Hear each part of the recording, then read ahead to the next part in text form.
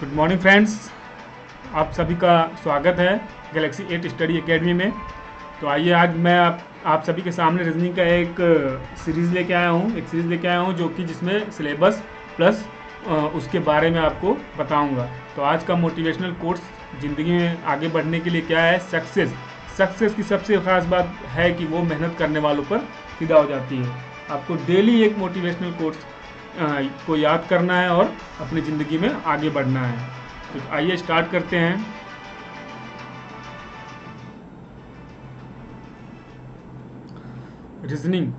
Reasoning में दो parts हो जाते हैं, वर्बल और नॉन वर्बल।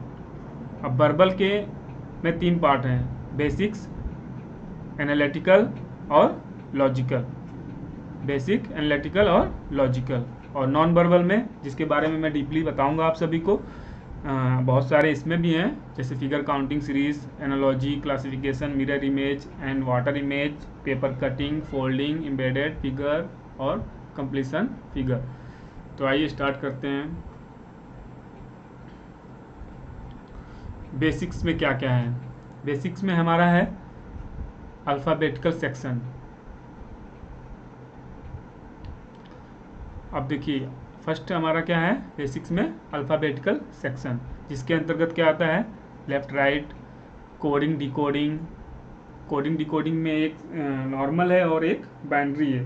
तो बाइनरी जो है हम दूसरे पार्ट में पढ़ेंगे। फर्स्ट में आपको कोडिंग डिकोडिंग जो नॉर्मल है वो बताऊंगा। लेटर सीरीज़ है, ग्रुपिंग ऑफ अल्फ़ाबेट्स है, पोजीशन इंटरचेंज है, letter matrix and meaningful words.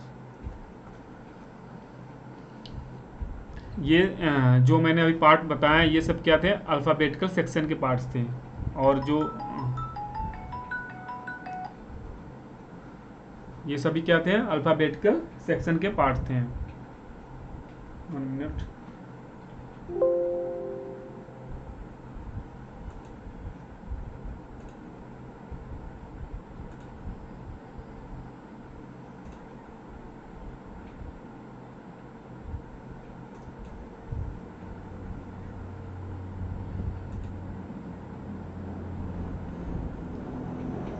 तो मैं आप सभी लोगों को क्या बता रहा था, अभी कॉल आ गई थी, सॉरी,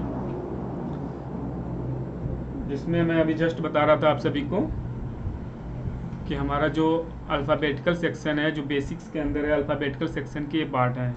कौन से? ये जो इतने सारे हैं, लेफ्ट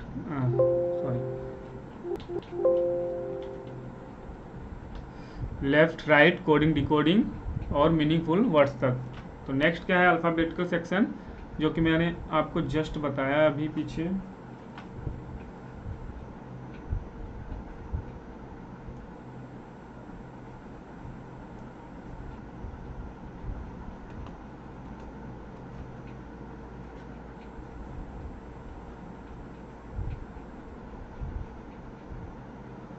जो कि अल्फ़ाबेटिकल सेक्शन बता चुका हूँ मैं आपको अभी। अब दूसरे नंबर पे क्या है, डायरेक्शन, और तीसरे नंबर पे है हमारा ब्लड रिलेशन, और फोर्थ नंबर पे रैंकिंग। देखिए यहाँ पर यह मिस्टेक है, यहाँ पर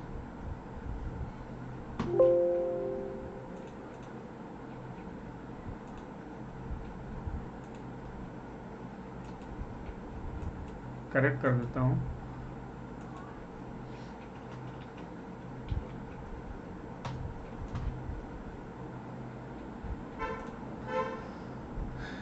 फोर्थ नंबर पे क्या है, रैंकिंग, और पाँचवें नंबर पे डाइस, 6 नंबर पे कैलेंडर, 7 नंबर पे क्लॉक, और 8 नंबर पे है हमारा क्यूब।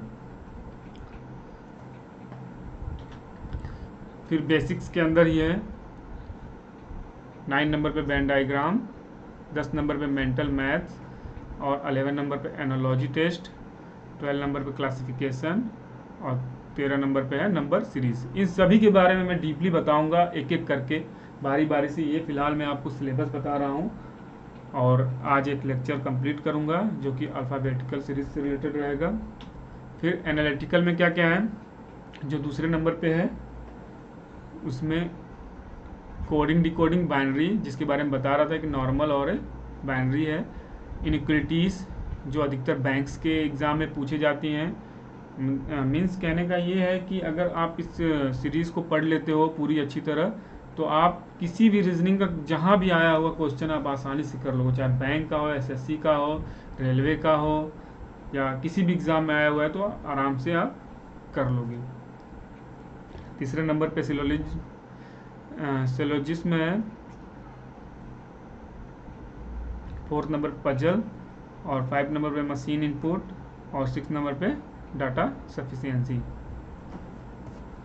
सबसे इम्पोर्टेंट जो क्वेश्चन जो रहता है कि एसएससी में कौन से क्वेश्चन आएंगे और कौन से टफनेस होती है, क्योंकि जो रीजनिंग टफेस्ट पूछी जाती है वो बैंक की होती है। बैंक में अधिकतर टफेस्ट होती है, एमबीएस वगैरह के एग्ज़ाम जो होते हैं, जो क्वालिफाई करने होते हैं एडमिशन लेने के लिए, उसमें भी अच्छे अच्छे क्वालिटी के क्वेश्चन पूछे जाते हैं।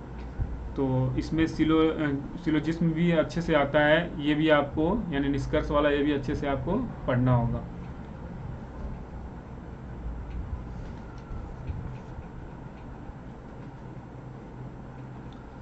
फिर लॉजिकल है, लॉजिकल में स्टेटमेंट एंड कंडीशंस, दूसरे नंबर पे स्टेटमेंट एंड अजम्पशन, तीसरे नंबर पे statement and conclusion, fourth number पे स्टेटमेंट एंड आर्गूमेंट, और 5 नंबर पे statement and course of action.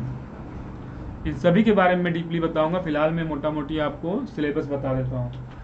फिर हमारा रीजनिंग में दूसरा पार्ट आ जाता है, किसका? ये था हमारा तीनों पार्ट वर्बल का। अभी आ जाएगा हमारा नॉन वर्बल। नॉन वर्बल में क्या है? फर्स्ट नंबर पे फिगर काउंटिंग, दूसरे नंबर पे सीरीज, तीसरे नंबर पे एनालॉजी, फोर्थ नंबर पे क्लासिफिकेशन, 5 नंबर पे mirror image and water image, 6 number पे पेपर कटिंग फोल्डिंग, और 7 नंबर पे एम्बेडेड फिगर, एंड 8 नंबर पे कंप्लीशन फिगर। अब हम स्टार्ट करते हैं। आज जो है हमारा फर्स्ट हमारा क्या था? फर्स्ट में हमारा ये बेसिक का, यानी हमारा वर्बल में बेसिक्स का क्या है? अल्फ़ाबेटिकल सेक्शन, जिसके अंतर्गत लेफ्ट एंड राइट। तो इसमें कुछ की पॉइंट्स है जो आपको याद रखने हैं अल्फ़ाबेटिकल सेक्शन में। वो की पॉइंट्स क्या हैं आप यहाँ देख सकते हैं। जैसा कि अंग्रेजी वर्णमाला में बाएं और दाएं का निर्धारण करते समय कुछ बातों का ध्यान रखना चाहिए। फर्स्ट क्या है? इसमें यह मान लिया जाता है कि सभी लेटर हमारे जैसे सामने की ओर देख रहे हैं। हमने जब स्टार्ट किया था रीजनिंग स्टडी करना, यानी जब हम कॉम्पिटिटिव एग्ज़ाम की तैयारी करते थे उस टाइम पे, तो ये चीज़ हमने जब फर्स्ट टाइम पढ़ी तो बहुत लोग कंफ्यूज हो जाते हैं कि इसमें यह मान लिया जाए कि सभी लेटर हमारे जैसे सामने की ओर देख रहे हैं। सामने का मीन्स है कि जैसे कोई लाइन है और जिस लाइन में मैं अगर ए लेटर के पीछे खड़ा हूँ तो ए लेटर का फेस किधर होगा? वो हमारे मतलब आगे की तरफ होगा, और उसका जो बैक होगा यानी पीठ का साइड होगा वो हमारे फेस की तरफ होगा। तो यानी वो जैसे मैं सामने देख रहा हूँ, अगर पूरब दिशा में देख रहा हूँ तो वो भी पूरब दिशा में ही देख रहा होगा। तो यही कहने का मतलब है कि इसमें यह मान लिया जाए कि सभी लेटर हमारे जैसे सामने की ओर देख रहे हैं, यानी कि वो मेरे सामने देख रहे हैं। कंफ्यूज मत होइएगा, ये नहीं कि वो उनका चेहरा हमारी तरफ है और मेरा चेहरा उनकी तरफ, ऐसा नहीं है। मेरा चेहरा अगर पूरब साइड में है, पूरब दिशा में है, तो उनका भी फेस जो है चेहरा वो पूरब दिशा में ही रहेगा। तो लेटर का भी यही है कि लेटर यानी मैं पूरब दिशा में देख रहा हूँ तो वो भी पूरब दिशा में देख रहे हैं, यानी उनका लेफ्ट राइट उसी आधार पे तय होगा। तो जैसे हमारा लेफ्ट राइट है वैसे उनका ही होगा, क्योंकि हम भी सामने देख रहे हैं और वो भी सामने देख रहे हैं। इसमें जेड की ये छोटे छोटे पॉइंट्स हैं, लेकिन अधिक लोग इसी में कंफ्यूज हो जाते हैं और क्वेश्चन को गलत करके आ जाते हैं। मैं विथ एग्जाम्पल ही बताऊँगा आप लोग को। दूसरा नंबर पॉइंट है, इसमें जेड की वैल्यू जो है वो 0 मान ली जाती है। जेड की वैल्यू क्या मान ली जाती है? 0 मान ली जाती है।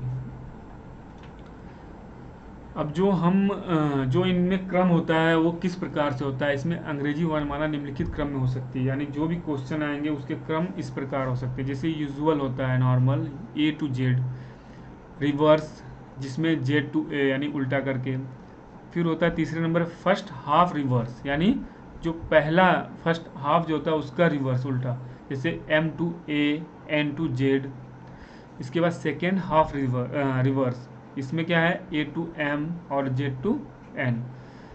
बोथ हाफ रिवर्स, इसमें M to यानी दोनों साइड से M to A और Z to N। इसके बाद मिडिल टर्म, मिक्सड सीरीज और वेरिएबल। ये बताने का मीन्स ये है कि इस सीक्वेंस में आपको क्वेश्चन आ सकते हैं, तो आपको सभी तरीके का पता होना चाहिए। अब देखिए, अगर आप शुरू में रीजनिंग की तैयारी स्टार्ट करते हैं तो आपको क्या करना चाहिए। आपको फर्स्ट लेटर सीरीज याद होना चाहिए, जैसे कि ओ कितने नंबर पे आता है याद होना। जैसे मैं जब स्टार्ट किया था उस टाइम मैंने ABCD ऐसे पूरा लिख लेता था अच्छे से, और उसके नीचे, क्योंकि मुझे भी फर्स्ट में यानी 2010 की बात है, उस टाइम मुझे भी याद नहीं रहता था सीरीज़ की ये जो लेटर है वो कितने नंबर पे आता है। ये आपके प्रैक्टिस जैसे जैसे प्रैक्टिस करेंगे वैसे वैसे आपको याद हो जाता है ऑटोमेटिक। तो जैसे स्टार्टिंग में आपको ऐसे लिख के रखना होगा, A to Z लिख लीजिए, और उसके नीचे जैसे यहाँ मैंने लिख रखा है पूरा अच्छे से, इसको सीरीज़ को नोट कर लीजिए।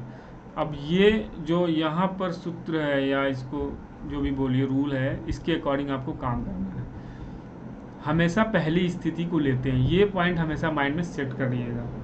क्वेश्चन करेंगे तो आपको अच्छे से समझ में आ जाएगा। तो यहाँ पर क्या करना है, जैसे L माइनस R है, इक्वल क्या होगा, प्लस होगा।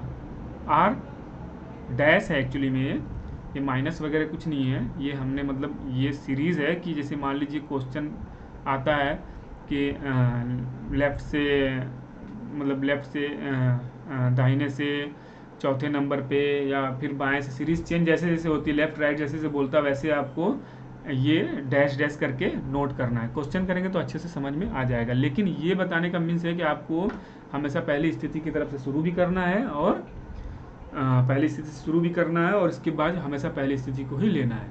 तो R dash L equal plus L dash L minus हो जाएगा, R डैश R माइनस हो जाएगा। आप इसको माइनस ही बोल सकते हो, अपनी भाषा में जो बोल लीजिए, बट ये डैश या माइनस ही बोल सकते हैं। कि जैसे हम बोलते हैं ना प्लस प्लस जुड़ के क्या होता है, माइनस हो जाता है, माइनस माइनस जुड़ के प्लस हो जाता है, प्लस प्लस जुड़ के प्लस ही होता है, माइनस माइनस जुड़ के क्या होता है, वो दोनों ऐड हो जाते हैं, ये होता है प्लस, वो माइनस ही अंक रहता है। तो ये पहला क्वेश्चन है जिससे आप अच्छी तरह समझ सकते हैं। जिसे अंग्रेजी वर्णमाला में बाएं से, देखिए यहाँ क्वेश्चन ध्यान से पढ़िएगा, अंग्रेजी वर्णमाला में बाएं से यानी बाएं से 16वें अक्षर के दाहिने 8वें अक्षर के बाएं 17वां अक्षर कौन सा होगा। अब आपको क्या करना है इसमें, जैसा कि मैंने बताया हमेशा पहली स्थिति को लेते हैं। अब अंग्रेजी वर्णमाला में बाएं से, बाएं मीन्स हमारा लेफ्ट से 16वें, और यहाँ पर क्या लिखेंगे 16, और यहाँ डैश या माइनस बोल लीजिए जो भी, 16वें अक्षर के दाहिने, अब दाहिने आ गया यानी राइट, अक्षर के दाहिने क्या है 8वां अक्षर 8 के बाएं, फिर डैश, फिर बाएं यानी L, क्या होगा 17वां अक्षर कौन सा होगा। अब ये लगाना है आपको, हमेशा पहली स्थिति को लेते हैं और पहली स्थिति की तरफ से स्टार्ट भी करते हैं। तो L डैश R मैंने क्या बताया था अभी जस्ट पीछे, L डैश R क्या होगा प्लस होगा। तो यहाँ पर हम क्या करेंगे 16 और 8 को ऐड कर लेंगे, और स्थिति कौन सी लेनी है, स्थिति कौन सी लेनी है, हमेशा पहली स्थिति को लेते हैं। देखिए यहाँ पर मैं नोट, ये दिमाग में एकदम रखिएगा अच्छे से, अदरवाइज आप कंफ्यूज होंगे और क्वेश्चन गलत कर देंगे। इसकी प्रैक्टिस अगर कर लिया आपने तो आपको फिर कभी दिक्कत नहीं होगी, ये मैं विश्वास दिलाता हूँ। तो हमेशा पहली स्थिति को लेते हैं, तो L को लेंगे हम यहाँ पर, और 16 8 कितना होगा 24, 8 त्रिक 24, और फिर यहाँ से कट हो जाएगा और यहाँ से नोट डाउन हो जाएगा, और डैश L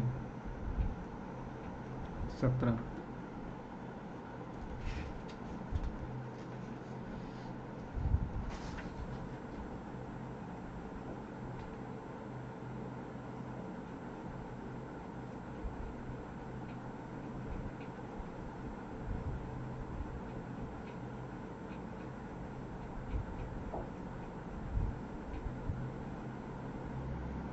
अब देखिए, अब जैसा कि मैंने किया, अब यहाँ पर बता रखा हूँ पहले ही कि क्या करना है। L यहाँ पर है ना, L डैश L क्या होना चाहिए माइनस। तब यहाँ पर 24 में से 17 जाएगा तो कितना बचेगा? आप आराम से कर लीजिए, या आपको बहुत तेज मैथ आती है तो वैसे भी कर सकते हैं। कितना होगा, कितना बचेगा? यानी 7। तो हमेशा किस स्थिति को लेना है? पहली स्थिति L7, यानी लेफ्ट से 7। लेफ्ट से 7। अब 7 नंबर पे कौन सा आता है? 7 नंबर पे हमारा G आता है, ये देख लीजिएगा। अगर आप इस क्वेश्चन को ऐसे भी करना चाहेंगे, अगर अंकों पे इस पे बैठा के देखना चाहेंगे कि सही है कि नहीं है, जैसे मैं, क्योंकि लेफ्ट और राइट वाला कन्फ्यूजन मैं दूर करना चाहता हूँ आप लोग का, इसके लिए मुझे आपको इसको यहाँ पर करना पड़ेगा। रुक जाइए 1 मिनट, मैं आपको सही तरीके से सिखा देता हूँ, क्योंकि कन्फ्यूजन रख के नहीं करना है। कन्फ्यूजन रख के अगर आपने किया